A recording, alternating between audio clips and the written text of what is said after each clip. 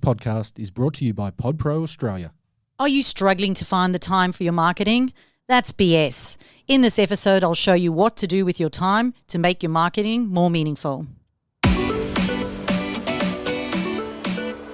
Social media, Google, email marketing, systems, website traffic, and the endless content creation that comes with marketing.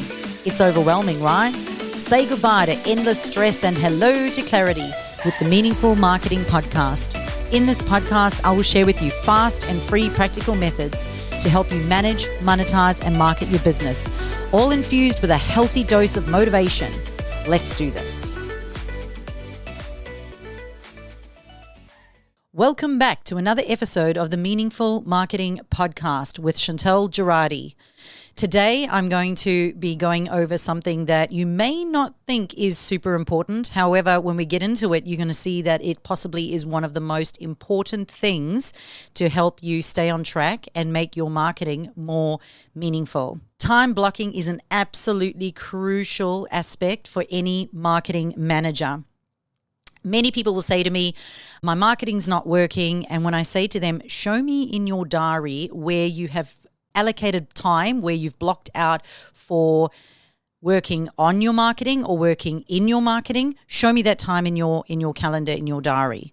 And they go, no, it's not in the diary. I just wake up every day and I go, I'll do a bit of this today and a bit of that. And maybe I'll do a couple posts tomorrow and maybe I'll work on a funnel the next day. But there's nothing actually concrete inside their calendar. Now, here's the thing. You have to allocate enough time in your calendar to not just work in your marketing, meaning the ongoing management of your marketing, but to work on your marketing, meaning re-look at your systems, re-look at creating lead magnets, re-looking at the insights of how things are performing or not performing.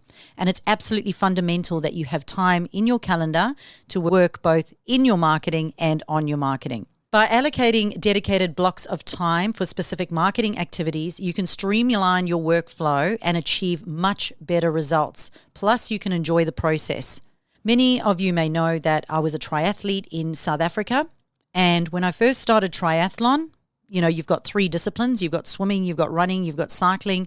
And then you have to put all those things together and practice transitions with triathlon as well. Now, if I woke up every single day and I just swam, run, and cycled every single day, I would burn myself out, I would get injuries, and I wouldn't get good results.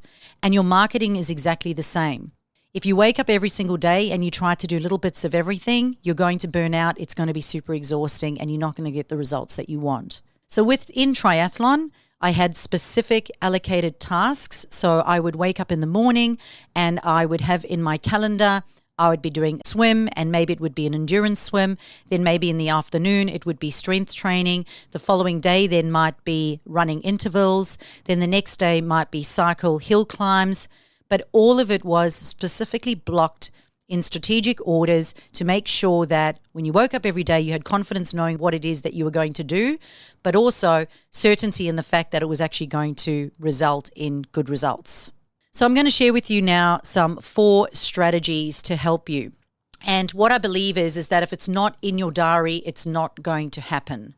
So treat your diary like it is your roadmap to success, and cherish your diary and protect that diary and make sure that you have everything in your diary that you need in order to succeed. I absolutely love waking up and looking at my diary, knowing that there's allocated blocks inside my diary to do exactly what it is that I need to do, and I'm not winging it. It's strategic. I'm not winging it. And not only that, but I also put specific things in time frames or time of day that I enjoy doing. So for example, if I'm going to be doing creative tasks, I much prefer creative tasks first thing in the morning. So therefore, I'll allocate that specific time in the morning. If I want to do more strategic stuff, I find I'm a lot better sort of midday to the afternoon. And in the afternoons, late afternoons, I generally avoid any strategic or creative activities. I'd probably use that time more for just going over and reviewing my results and seeing how things are working. But it's all in my diary, it's all pre-planned, and I've already identified when I am at my best doing what particular tasks, and then I make sure that I block those tasks in there. Then I also review it regularly. So the 4 strategies is, first, you need to identify the most important marketing tasks that you need to do. So what social media do you need to be doing? What do you need to be doing on your website? What do you need to do across Google to rank higher? What are you going to be doing in email marketing? And make sure that you've now got those specific tasks identified so that you know how you can prioritize them and put them into your diary. I always laugh because when it comes to, for example, Black Friday, people will contact me about 3 days before Black Friday and say, let's map out a campaign. And it probably takes about, 3 to 4 weeks to map out a campaign. And then you need about at least another week to go and market it. So as I said before, if it's not in your diary, it's not going to happen. So by having it in your diary and identifying what those important priority tasks are, you'll be able to go in and make sure that you're doing things in enough time so that it can actually be meaningful for your marketing. Number 2 is you need to allocate specific time blocks in your schedule for each task. So I have a look at how long will it take me to go and schedule my social media content for the next week. And then I will go and block out that specific time in my calendar and I will give it a certain color. So I know that that is me doing my marketing management, and marketing management will be a specific color. Now, if I'm going to go and work on a new campaign or a new funnel, that is not management for me. That is working on my marketing, not in my marketing. So that will be given a different color, and I'll go into my diary and give it enough time to be able to do it. For me, usually when I'm coming up with a strategy or a big funnel, so let's use, Black Friday campaign as an example. For me, that would normally take me around 3 hours to create. So I'll dedicate a 3-hour block and I'll make sure that I've put it in a time in my diary when I'm at my best, but also where I'm not going to be distracted and not going to have any interruptions as well. So number 3 is minimizing those distractions and making sure that when you're working in those specific things that you're not scrolling through social media, you're not checking your emails, you're not answering your phone, and you're not attending to the kids whilst you are actually performing those tasks. So minimize distractions, turn off all your notifications, and make sure that you are in a quiet, supportive work environment. Number 4 is evaluate how it's working. So when I first started doing this, I went and I mapped it out in my calendar, what I thought would work. I'd go, right, I think this is going to take me about this much time. I need to be able to check my emails. I've got to be able to post my social media. I've got to go and post on Google. I need to write a blog. I want to schedule out my email campaigns. I broke them all up into little blocks, put them inside my diary where I thought they would go best. But what I found is that as I tested and trialed it out over probably around 2 to 3 weeks, I worked out that some needed to adjust. I needed more time for some, I needed less time for some, or I needed to put some of the tasks in another time of the day because something just wasn't working. One of my biggest things I remember doing is wanting to, I think it was check emails from 9 to 9:30 in the morning, but when I was doing school drop-off, I was never, ever home by 9 o'clock. I was always home by 9:15, which meant I only then had 15 minutes to check emails, which wasn't enough time. I also felt that I was a bit frazzled coming straight from dropping off kids straight into now checking emails and having to reply to emails. So all I did then was I just changed my calendar and went right on the days that I take kids to school, 9:30, I'll start 9:30 to 10, and I just delayed my start. So evaluating what's working or not working is really important. But the only way that you can do that is by testing and trialing it first. So if you put it in your diary, make sure you do it, because that's the other part. Like if it's not in your diary, you're not going to do it. But if you don't do it, it's not going to work either. So what I've learned is that time blocking requires discipline and it requires consistency, but it certainly helps in the managing of your marketing and making sure that it is effective and that it's not one of those things that you just push to the back and it ends up never happening or not happening. It also means that you're prioritizing your marketing and it's not getting squished into tiny little spaces where you're distracted and you're just kind of winging it. It means that you're now honoring your time and you're honoring your marketing as well. Having the structure in place gives you lots of confidence, lots of certainty, and lots of control over your marketing. So where do you start? We'll break them down into small actionable tasks of working. What are your work on your marketing tasks and what are your working in marketing tasks? That again is the strategy versus the management. and making sure then that you've chosen what calendar you're going to use in order to do it. I use a Gmail calendar. I think it's super simple and easy to use. I can do it on my phone, and I can also update it on a laptop. You can also view it in a week or in a month, and you can print it out as well if you prefer paper. And it's just super easy to do, and it even counts how many hours each week. If you're color coding everything, it will actually tell you how many hours each week you're spending on each of those tasks. So I can also then reflect on the effectiveness of how this is working. My second tip is to time track. And this one over here is really interesting. I went to a conference and they said that a lot of entrepreneurs or people who work for themselves or, just basically do whatever every single day and don't have a boss checking over them, they said they tend to be less productive because there isn't a time or there isn't a start or an end time to it.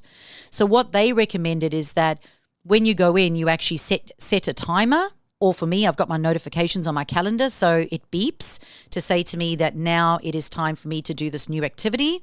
So I put down what I was doing for my old activity and I move straight into my new activity. Make sure that you've also put space in between there. If you track your time, so if you use like a time tracker like Toggle Your Time, which is an app, there's a start time and there's an end time as well. And what you'll find is if you say to yourself, I need to get this blog done in half an hour, and you set the timer, you will get that blog done in half an hour, because it's kind of like a boss has handed it to you and said, look, you're going to lose your job if you don't get this blog back to me in the next half hour, and you would get it back in the next half hour. So they have proven that we do work better when we have structures in place like this. My third piece of advice on getting started would be to experiment with different time blocking techniques. So the Pomodoro method is around 25 minutes, 25-minute blocks, and then I think it's 10 or 15-minute gap. For me, that doesn't work because I find that I get in the zone. So 25 minutes for me, I kind of get in the zone at 25 minutes, and the next minute, 25 minutes is up and I've got to go and have a rest, and I lose my flow. I kind of get more effective as time goes on. So Pomodoro method doesn't really work for me. The time blocking method works better for me. But there is also another strategy that you could use, which is called eating that frog, meaning that every day when you wake up, if you've got a whole lot of marketing tasks to do, having a look at which of those tasks is the biggest, scariest, and closest to making you money, and basically completing that task before you do anything else in the day. So that's a book. It's called Eat That Frog. If you want to have a look that up. So you may wish to do that as well.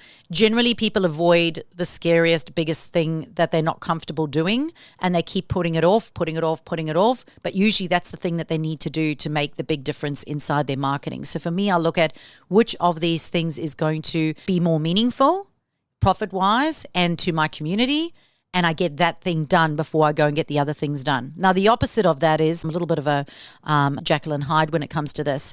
Sometimes when I have a massive big thing that I need to do, like a new funnel creation or something, it is so big, and if I've got like 20 tiny little things, I will go and put a timer on for 20 minutes, and I will see how many of those 20 little things I can get out of the way. And it absolutely amazes me. Sometimes 20 minutes, I can get those 20 things done just because I've got a timer and I'm kind of racing the clock. But it frees up my brain to then be able to work on that frog.